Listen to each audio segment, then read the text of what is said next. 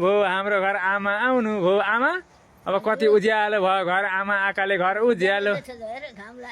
तपाईँ आपछि झन् उज्यालो आमा आउनु हो आमा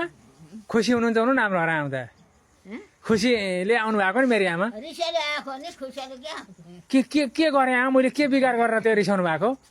हिँड्नु पर्यो खुट्टा दुखे अनि मलाई फोन गरेर नानी आइज बाइक लिएर मलाई लिन भन्नु पर्दैन थियो त नि अब मेरो मलाई फोन छ त अनि कि त डोली नि लिएर आउँथ्यो नि त मेरो आमा ल्याउनु अनि तपाईँले भने आमा आउँदिन्थ्यो त लिएर मेरो छोरा घर आउनु के अनि अहिले रिस उठ्यो नि मलाई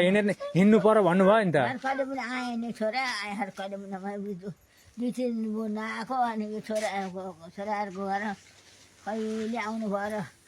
तपाईँ आपछि त आमा त कति खुसी काम गर्न पनि मन लाग्दैन आमा तपाईँ आपछि हर्कले नाप्दै आउनु न त मेरो आमा एकचोटि है आमा ल है आमा ल